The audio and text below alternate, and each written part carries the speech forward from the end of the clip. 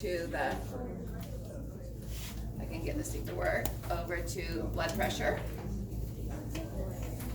So this is our last lecture content that will be on Monday's exam, okay? There is a blood pressure online lab report, primarily from PhysioX, that I just finished writing this morning, so I want to proof it. And then I'll have it available tomorrow morning, okay? It'll be due Sunday before your exam, so you have a chance to see the correct answers. So Sunday night at 5. And based off of the PhysioX activity, but that's based off of this lecture, okay? So we've talked about cardiac output. Cardiac output is determined by what two factors? Heart rate and stroke volume. What determines heart rate? Other than ions and drugs and that kind of stuff? No.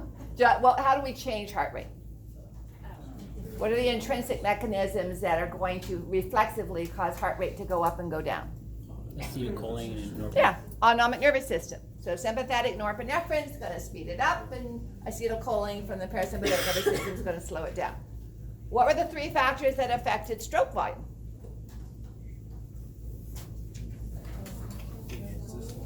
Two of them have the word load in them. So preload, which is the same as venous return, okay? Contractility, which is the same as the number of what ions available? Calcium ions.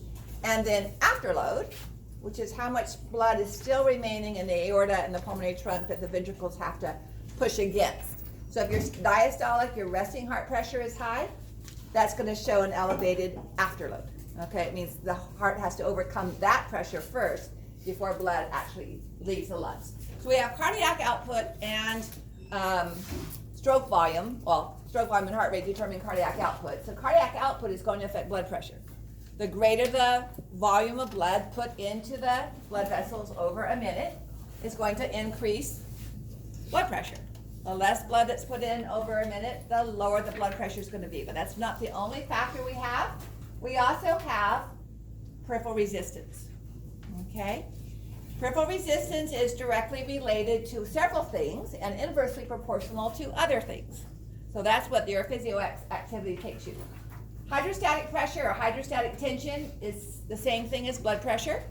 It's what force is required to stretch the vessel walls. Okay? So if the walls are very stiff, as in atherosclerosis or arteriosclerosis, arteriosclerosis is more of a stiffness. Atherosclerosis is the narrowing due to the deposits of lipid just under, not on the surface. The blood's not in contact with the lipid, but within, just underneath the epithelia, within the smooth muscle. All right, so blood flow is a measurement of how fast blood is flowing through the vessels, millimeters per minute. All right. And so and that's going to be dependent, like blood pressure is, on force. So the cardiac output that we're pushing in on this end, as well as the diameter of the vessels. So you're going to be looking at, on the PhysioX activity, is the flow rate changed more or less when you constrict or dilate the vessel, if you increase or decrease the pumping force, the contractility, or the volume, okay?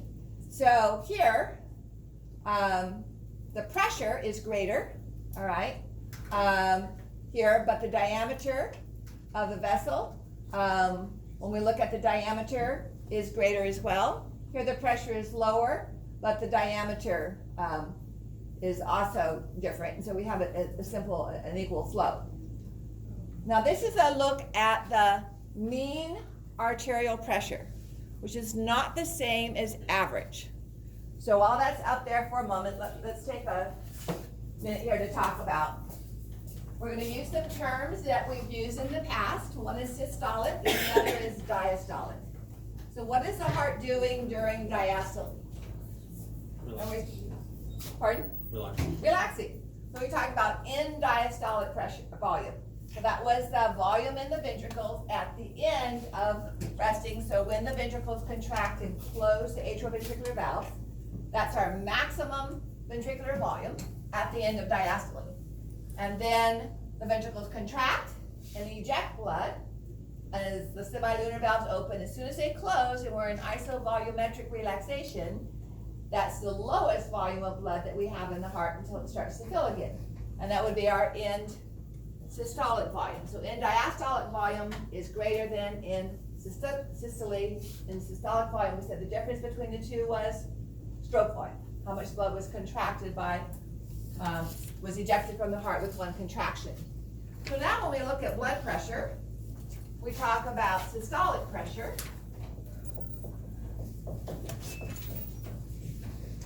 And that's going to be what we saw on our diagram as the greatest ejection pressure force created by the ventricles.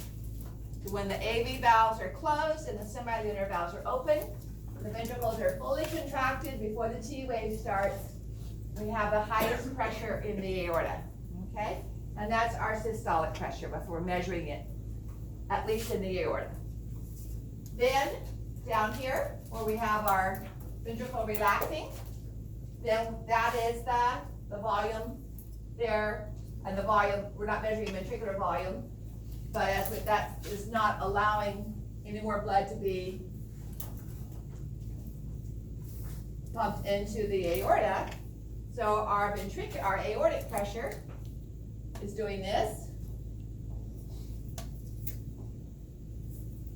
All right, so the lowest it gets to before it starts to go up again is our diastolic pressure.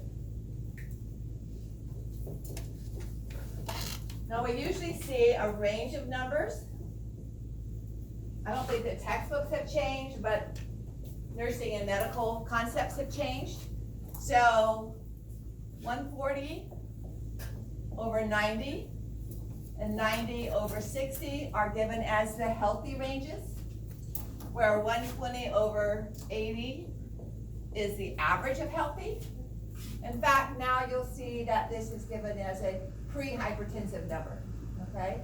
So if you have a systolic blood pressure of 125 over 80 or 120 over 85 for diastolic, that's not considered bad yet, but it's something that they're gonna start looking at, okay? So they being the medical community, really want it between these two values. All right, so what are we saying? The aorta or the brachial artery or the femoral artery, if we take blood pressure, is gonna be in this range. So the highest value is when the ventricle is actually pumping blood into the aorta down to the brachial artery, which is where we usually measure it. And then when the ventricle isn't pumping blood, pressure in the aortic artery is going to be the second lower number, okay? So we'll come back to what's happening when we measure it. So if we were to take the average, we would take the two numbers, 120 over 80. We're going to add them together, okay?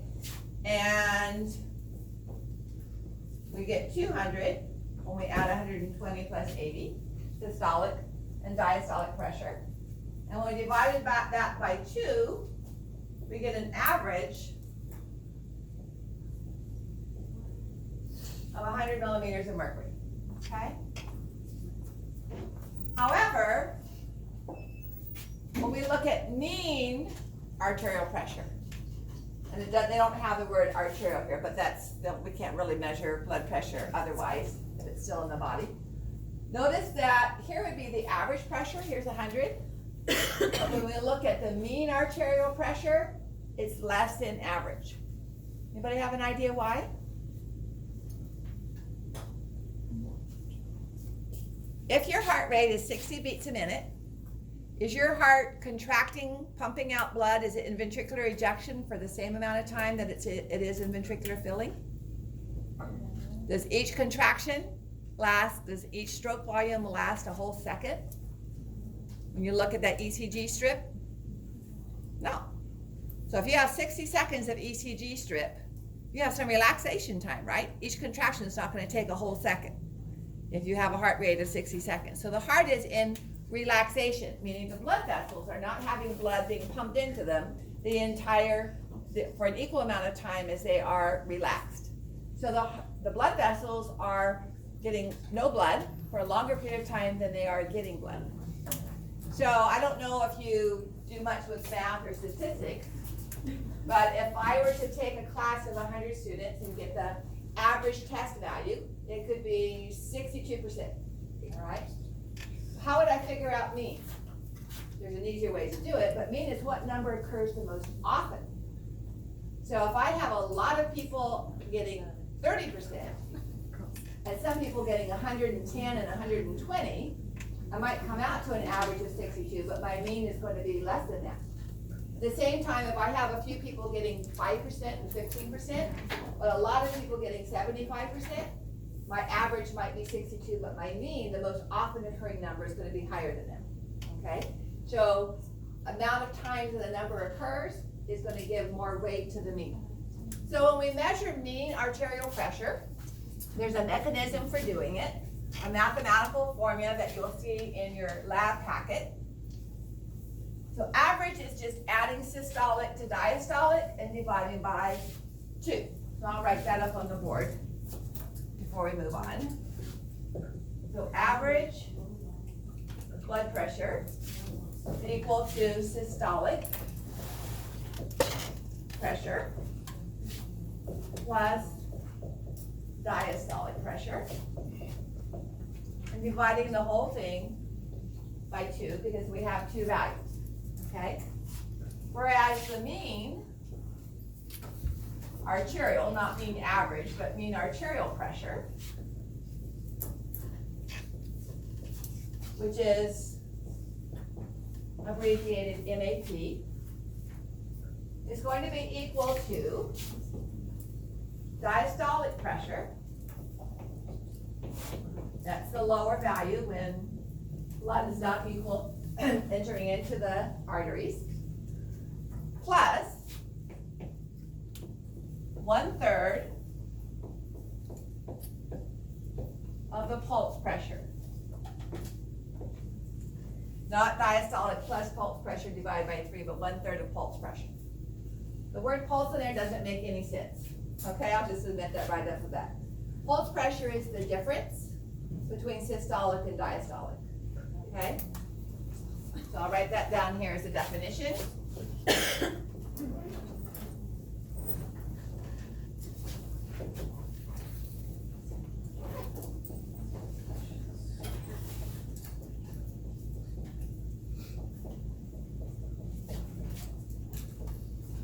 So let's say that my blood pressure is 90/60. It's usually a little higher than 90. It's usually about 103/60, but I choose numbers where there's a number that pulse pressure is divisible by 3. Makes it a lot easier. So if my blood pressure is 90/60 and I do my average, it's going to be 150 divided by 2, which is 75. That would be my average. Okay?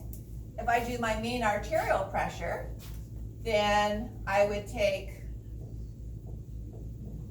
my diastolic, which is 60. The pulse pressure is 90 minus 60, which would be 30.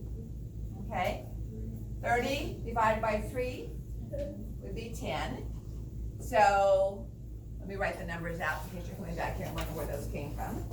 So 30 divided by 3 equals 60 plus 10 equals 70.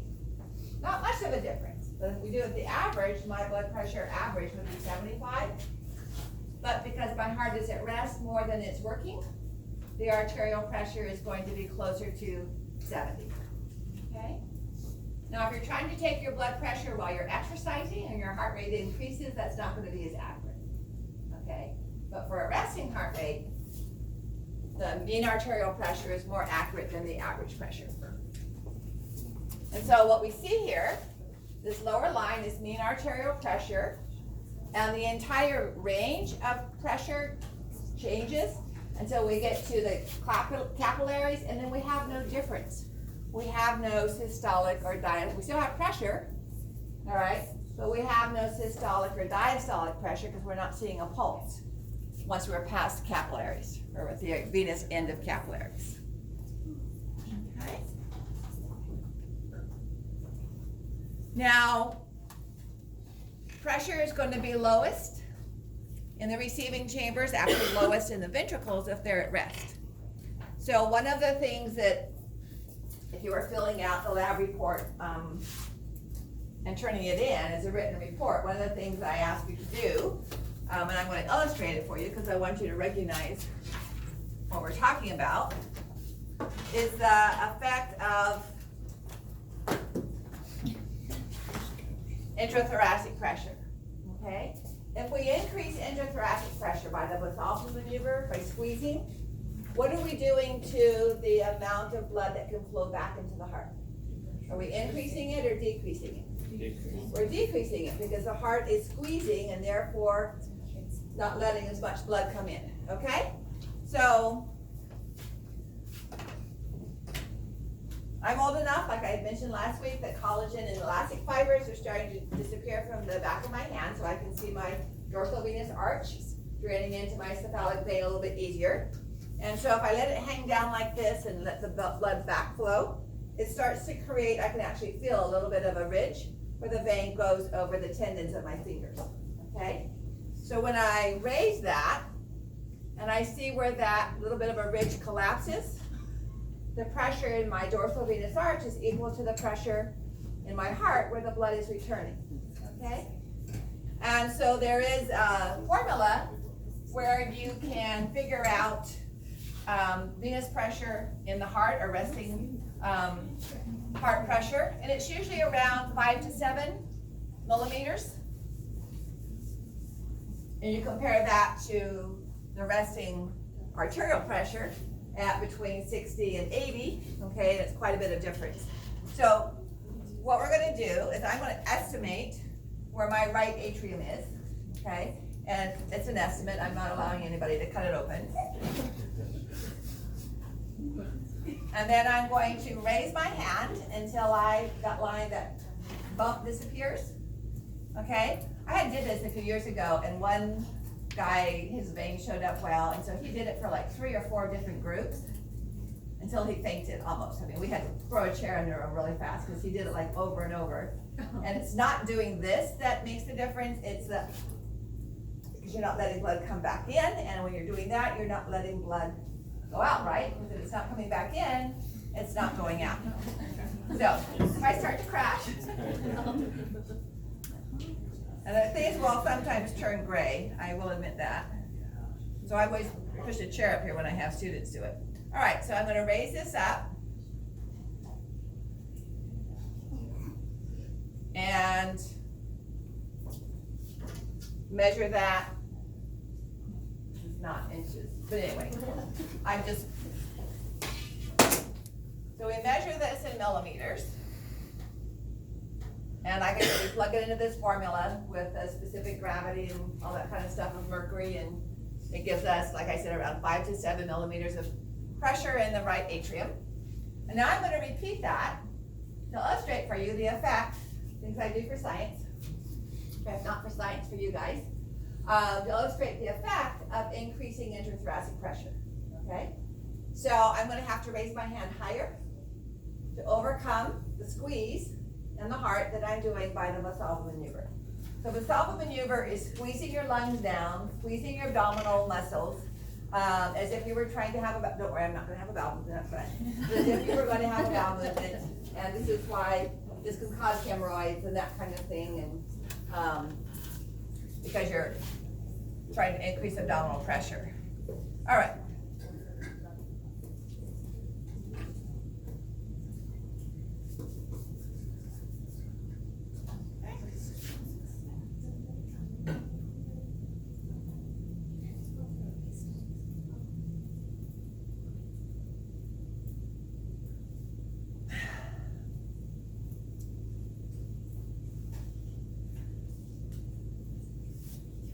So that's the increase.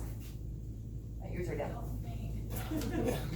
That's the increase that I had to raise my hand to overcome the pressure created by the squeezing of my heart, by my chest muscles and my diaphragm moving up, and therefore it's squeezing the atria and the ventricles. So blood that's flowing back by gravity has to go to a higher gravitational force to overcome that squeeze, okay? Can you So- tell me what that maneuver's called? What's the name of it? The Fetal maneuver, Yeah.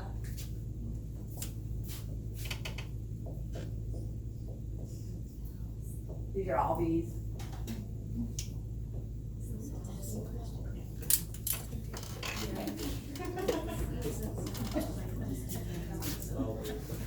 So here's the formula that I gave you for determining mean arterial pressure.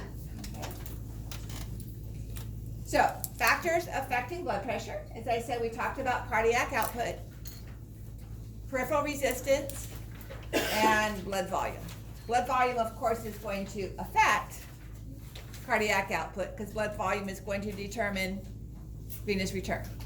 Okay? But we can look at it as separate components. So cardiac output is going to be determined by heart rate times stroke volume. I told you we're going to review this material, okay? And so here's our formula, heart rate times stroke volume. So if we increase heart rate, we can lower the stroke volume to still get the same cardiac output, all right? If we don't lower the stroke volume and we increase heart rate, then cardiac output is going to go up. If we increase stroke volume, then we can decrease heart rate and still have the same cardiac output. That's what happens with an athletic heart. A stronger heart has a greater force of contraction and typically then a lower heart rate, okay? So we talked about heart rate affected by the autonomic nervous system. So down here you can see that it takes less time to get to our threshold. So this is why it's a graded potential, because we can change the time that it takes. So we do this with norepinephrine, if you recall, and that affects what channels in the autorhythmic cells. You should recognize we're looking at autorhythmic cells when you see that graded potential and actual potential. So norepinephrine activates G protein coupled receptors, which activates the alpha subunit. And what enzyme in the membrane are we triggering? What's the alpha subunit activating? Adenylyl cyclase. So we get cyclic AMP. Additional cyclic AMP binding to our funny channels causes them to open earlier at a less negative potential, so we don't have to wait all the way to minus 60. Therefore, it takes less time because we start with the inside of the cell more positive. And the cyclic AMP activates protein kinases, which open our transient funny channels earlier. So we have less time to get to our graded potential. It's not going to change any of this, okay? It's not going to change our voltage-gated fast channels or our voltage-gated potassium recovery. It's going to decrease this portion of it. All right, acetylcholine is going to have two things that are functional. It's going to cause an inhibitory alpha unit, which is going to inhibit adenylyl cyclase. So we have less cyclic AMP, and therefore fewer of our funny channels are open, and they open later, so we have more positive charges that we have to bring in. And then not only do we have the inhibitory alpha subunit, we use our gamma and beta subunits, and those cause the potassium channels to open, so that we're gaining positive sodium at a slower rate, and we're gaining calcium at a slower rate because the transient ones are not affected. Or they're not as open, not many, as many of them are open. Plus we're also losing the positive potassium. So it takes longer to get to our graded potential, okay? So again, another review of those factors. All right, this is just kind of going through the same component. So here's the gamma subunit, gamma and beta subunit opening the potassium channels. Sympathetic, remember, goes to the ventricles as well, so we're going to come back and revisit this for the contractile cells. Okay, hormones, we talked about those already. You don't have to worry about estrogen and cortisol. Hyperkalemia, we visited potassium. You don't have to worry about hypokalemia, but hyperkalemia, remember we saw it lowers the resting membrane potential. That was in the cardiophysioX. And it starts the formation of these sinusoidal waves.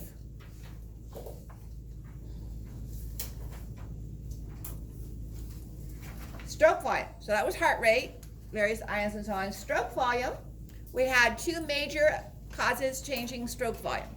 One was the venous return, and that affected our Frank-Starling law through preload.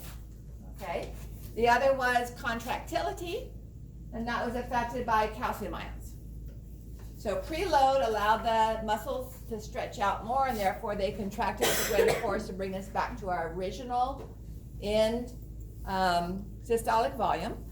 Whereas calcium ions had more binding sites on actin for myosin, therefore we can squeeze and get even less than our normal end systolic volume because we can squeeze it harder. We're not just returning to our normal resting component. And then afterload is going to decrease stroke volume, or at least the heart has to work harder against it, okay, because it's pushing back. So if we're pushing out 70 mils with each contraction, and we have a maybe an aortic valve problem, or we have hypertension existing already that we have to overcome, then we're going to have less blood flow going out. All right, so peripheral resistance, we haven't discussed that yet. Peripheral resistance has to do with friction. Okay, so that's the next component we're going to look at. And every time I talk about friction, I think I mentioned this previously. There's a Magic School Bus episode playing baseball on ice, and has to do with friction. All right, so when we look at a vessel,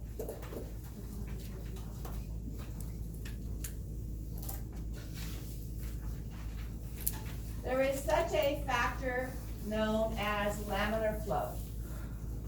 Laminar flow is the fluid flowing in layers, hence the word laminar, that's flowing through a vessel. In this smaller vessel, there are more water molecules in contact with the wall of the chamber. And we're actually talking about blood. There's more blood cells bumping against the wall of the chamber here than there is here. Okay? So a greater proportion of the fluid here is what we call free flowing. It's not interacting with the surface of the vessel. So there's going to be less of an effect of peripheral resistance, less an effect of friction because it's not interacting with the surface. Another way of saying a greater volume to surface area ratio. Okay? So a greater diameter,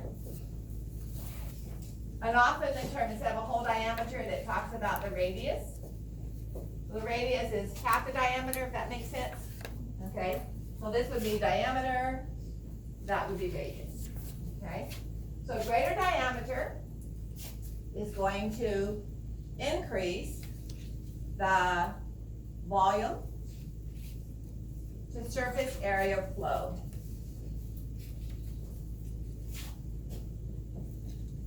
In other words, increase laminar flow.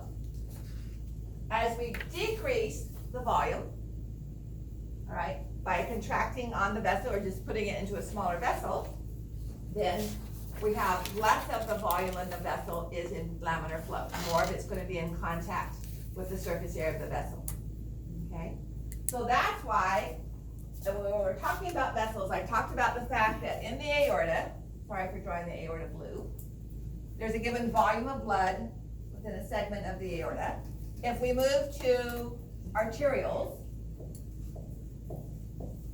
a cross section through a given bed of arterioles, all the arterioles in the body are going to equal the same volume as the aorta, because we have to have the same volume coming back as is going out. So if we do a cross section, let's go back to this previous image. It wasn't made for that, but we can use it.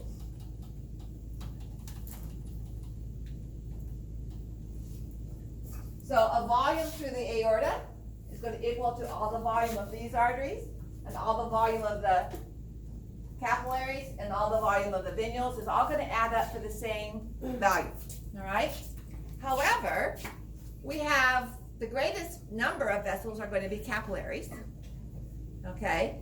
But if we look at arterials, which is going to be important in discussing our change in diameter, if we add up, although the volume is equal, this one's going to have a greater total sum of surface area. So if we add up all of the surface areas of the vessel wall, not the cross-sectional surface area, but the vessel wall, it's going to be less than the surface area of a single aorta. So this is going to have a greater peripheral resistance. There's going to be less laminar flow in these vessels than there is in this, because they have more opportunity for the water molecules in the blood cells and the plasma proteins to bump along and get slowed down and cause turbulence as they hit the vessel wall, okay? So that's why vessel diameter is important, because it adds surface area, which increases friction. All right, blood viscosity. Anybody know what we're talking about with blood viscosity? Thickness. I always think about,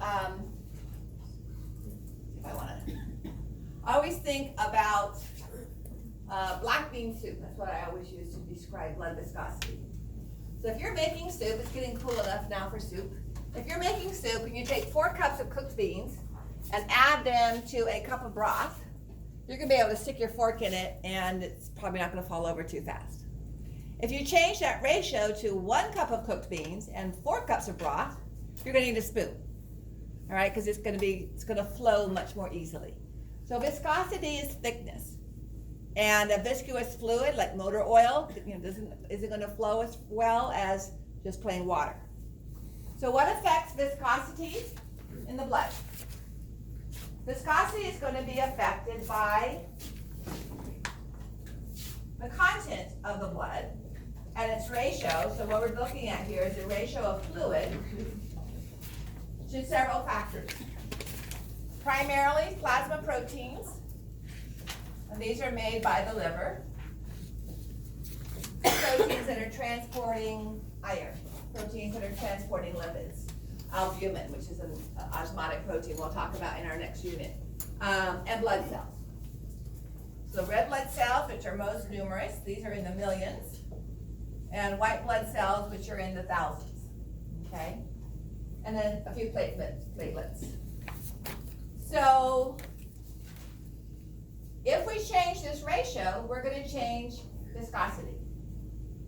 Blood doping, where you voluntarily take out some of your blood cells and store them until you have some type of an athletic meet, or maybe you're just going to go to the Andes and climb the mountains.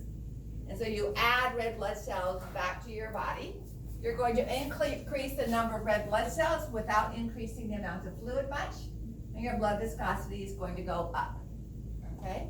Same thing happens if you get dehydrated. All right, let's say you're taking a diuretic, or you just don't drink very well and you're in a very dry area like Colorado or some area of the deserts. You lose fluid, you're not losing or gaining any blood cells, but because you've lost fluid, your viscosity is going to go up, okay? So what we're saying here is we're back to our laminar flow. The more solid particles or cells we have in our blood, the more opportunity that has of hitting the side of the vessel wall. And a cell tumbling against the side of the vessel wall is going to have more friction than just water molecules. So the more of these factors we have, the greater effect it's going to have on the friction as that fluid flows through the vessel. Okay? And the last one on there is total vessel length. Well, that's just going to add surface area. So if we have a very long vessel, so who's going to have a higher peripheral resistance? Somebody that is carrying an extra 50 pounds, or somebody that is 20 pounds underweight? Which one is going to have more blood vessels? I don't know if you remember from histology, but all that adipose tissue has additional blood vessels, okay? So the more adipose tissue you have, and also the more muscles, it's just not as much as with the adipose, the more vessels you're going to need, okay? So of these factors, of these three factors, vessel diameter, blood viscosity, and total vessel length, which one can you change the most quickly? Vessel diameter, that's under autonomic control. What part of the autonomic nervous system? Sympathetic or parasympathetic? Sympathetic, all right? You can constrict those arterioles in your skin and your skeletal muscle just like that, or dilate them. So that's going to have the greatest sensitivity to response. And then, yes, the blood viscosity, but it's going to take at least 20 minutes to change that by drinking water, a little longer if you're trying to lose fluids. And total vessel length, unless you cut off a limb, it might take you a few weeks to months to change that very much, okay? Now, that doesn't necessarily mean that someone that is overweight is going to be hypertensive. My mom is probably about 150 pounds overweight. My dad is what he should be. Guess who takes medication for blood pressure? My dad. My mom's blood pressure is normal. Okay, so there are other factors that come into play. Often we don't know what causes hypertension. Most hypertension, high blood pressure is of unknown etiology. All right. Coming through here. All right, so that's essentially what I want you to know about blood pressure. Okay, there's some other images in here to talk about that I'm not going to get into. Viscosity. Hematocrit we'll talk about with blood. Anybody know what happened? We're going to actually define it on Wednesday. No, a week from today. 2 weeks from today. Hematocrit is when you take blood and spin it down, and it's the proportion of cells to total fluid. So this would have a higher hematocrit. This would have a lower. Okay? And you can change your hematocrit by changing your fluid volume without changing the cells at all. All right? Just by becoming dehydrated, you can have a higher proportion. That doesn't mean you have an adequate number of red blood cells. It just means you have a higher proportion of cells to fluid.